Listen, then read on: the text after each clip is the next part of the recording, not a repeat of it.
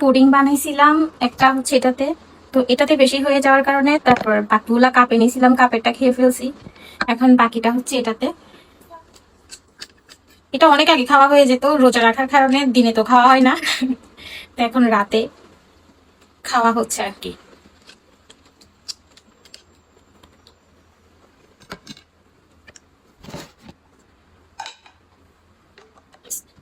Yes,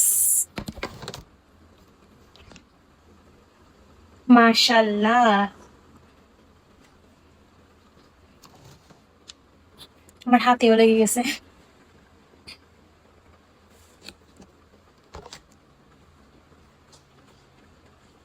দেখাই আপনাদের।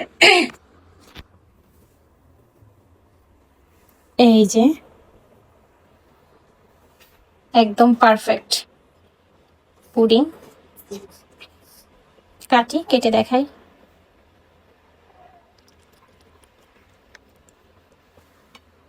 এক হাতে তো